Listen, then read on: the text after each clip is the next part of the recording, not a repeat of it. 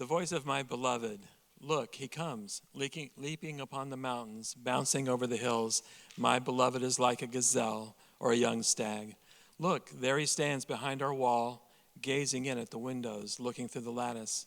My beloved speaks and says to me, Arise, my love, my fair one, and come away. For now the winter is past, the rain is over and gone. The flowers appear on the earth, and the time of singing has come, and the voice of the turtle dove is heard in our land. The fig tree puts forth its figs, and the vines are in blossoms. They give forth fragrance. Arise, my love, my fair one, and come away. Our New Testament lesson comes from the Gospel of Mark, chapter 7, verses 1 through 8, then skipping over to 14 and 15, and then skipping over to 21 through 23. Hear now the word of the Lord. Now when the Pharisees and some of the scribes who had come from Jerusalem gathered around him, they noticed that some of his disciples were eating with defiled hands, that is, without washing them. For the Pharisees and all the Jews do not eat unless they thoroughly wash their hands, thus observing the tradition of the elders. And they do not eat anything from the market unless they wash it. And there are also many other traditions that they observe, the washing of cups, pots, and bronze kettles.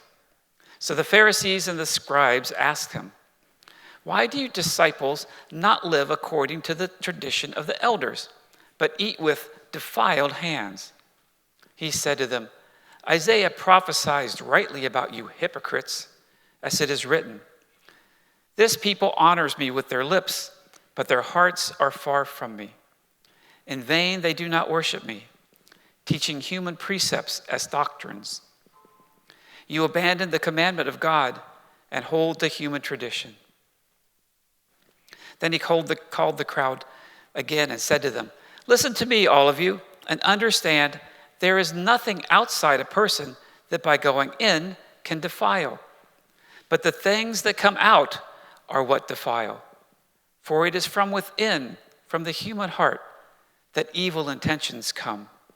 Fornication, theft, murder, adultery, avarice, wickedness, deceit, licentiousness, envy, slander, pride, folly. All these evil things come from within, and they defile a person. The word of the Lord. There are lots of rules in this world, aren't there? When you think about it, there's all sorts of rules we got to follow. Driving in this morning, there was a red light. Well, I got to stop. That's the rules. But there's another rule that says, well, you can turn on a red light as long as you're turning right and as long as there's nothing coming the other way. If you keep a library book too long, you got to pay a fine. That's the rules.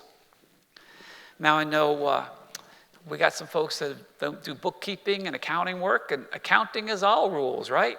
You put a number here, you put a number there, and if you don't put them in the right place, you can get into trouble. Now, I know we got a strong Navy contingent here too, right?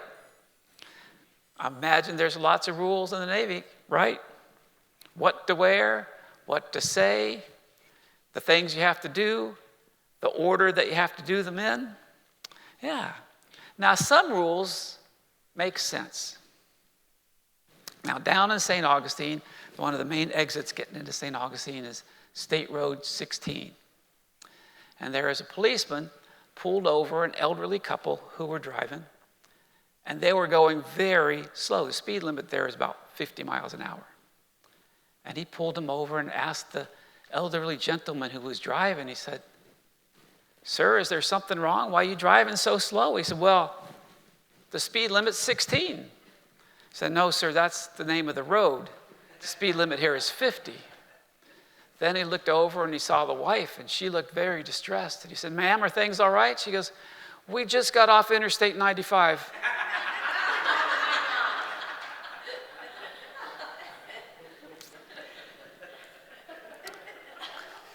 Well, you can't drive 90 miles an hour in a neighborhood. That's just dangerous. We want to protect the children and families. And, Now, there are some rules that just don't make sense.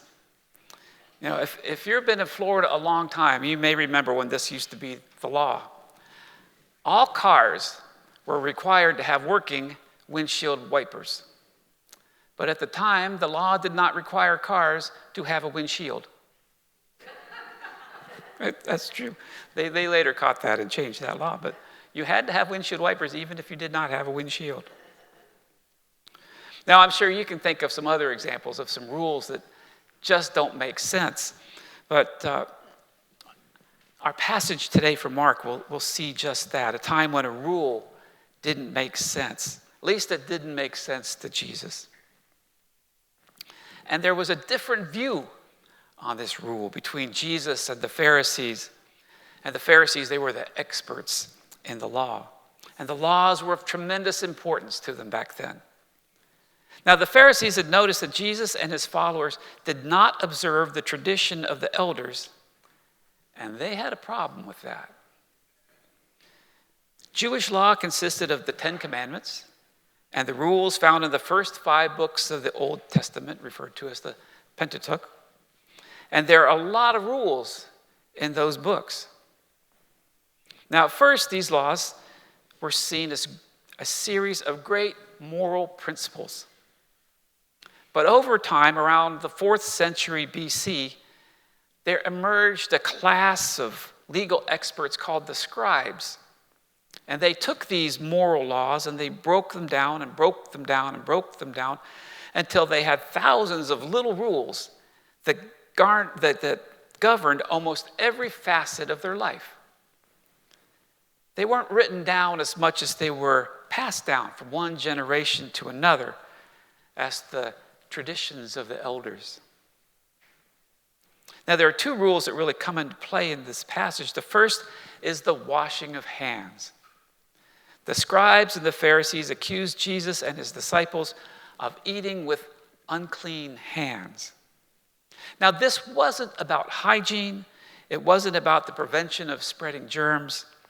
What it meant was that they were ceremonially unclean and therefore unfit for service and to worship God.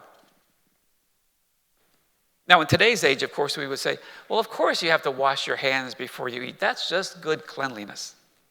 But let me be clear, that is not what this passage is about. The passage is talking about the ceremonial washing of hands, and here's how it worked. First, the hands had to be clean of any sand, gravel, or other substances. Then the water for the washing of the hands had to be kept in a separate, special stone jar, which itself had a whole bunch of rules about how it could be ceremonially cleansed. Now, first, the hands were held with the fingers pointing up, and a little scoop of water was poured down, and the water had to run down at least to the wrist. With the hands still wet, each hand had to be cleansed with the fist of the other hand. The fist of one hand was rubbed into the palm of the other. Why? That's the rules. The problem was now that the water was unclean because it had touched hands which were unclean. So the hands were still unclean. So next, the hands had to be held with the fingers pointing down, and some water was poured over the top of them. And the water would drip off the fingers, and when that happened, then the hands were declared clean. To fail to do so didn't just mean that a Jewish person had bad manners or dirty hands. It meant they were unclean in the sight of God. A person who ate with unclean hands was subject to the attacks of a demon. They would be subject to poverty and to destruction. To give you an idea of just how important this was to the people, Barclay gives an account of a rabbi who was imprisoned by Romans and was given some water to drink. Rather than drink the water, he used it to wash his hands and almost died of dehydration. But that, to a scribe or a Pharisee, was religion. It was ceremonial, a ritual, and a regulation. And they felt it was the essence of service to God. Ethical religion had become buried under a whole pile of rules and taboos. This notion of unclean living is seen throughout the Old Testament. In Numbers and Leviticus, we see certain animals being declared unclean. Lepers are declared unclean. Dead bodies, Gentiles, certain foods were all unclean. All sorts of things were unclean.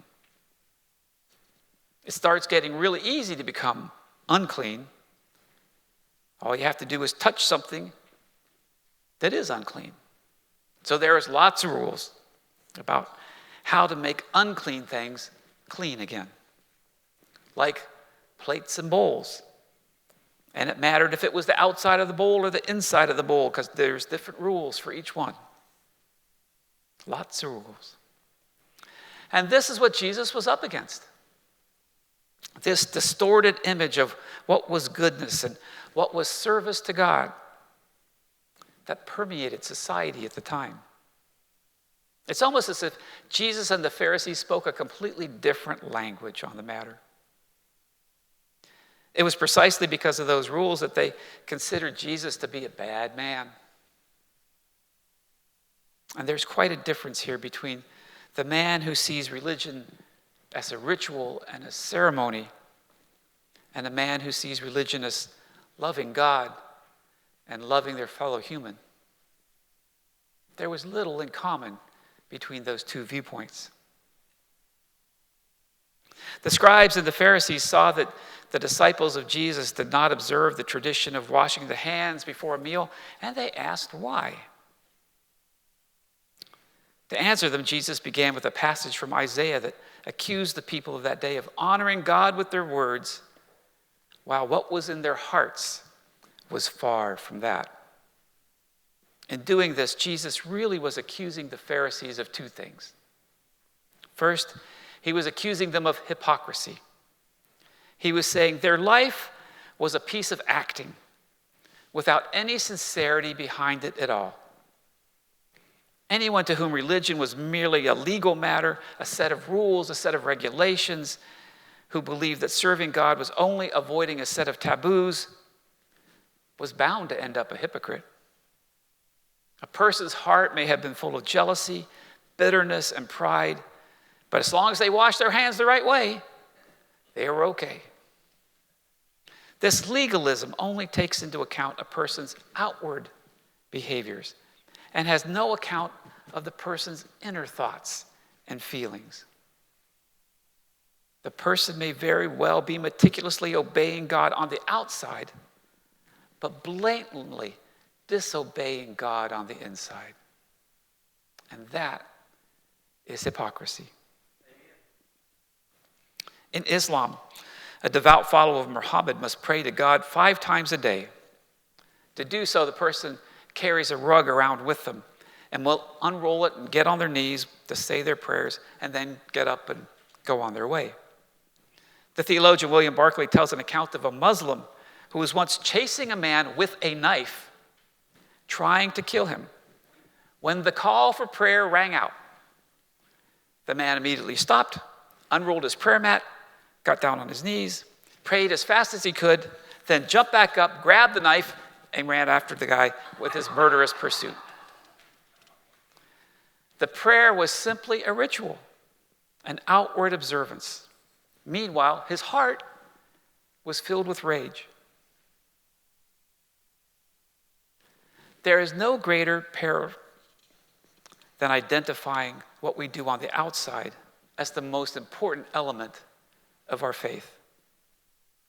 It can be just as big a mistake to identify certain religious acts as goodness.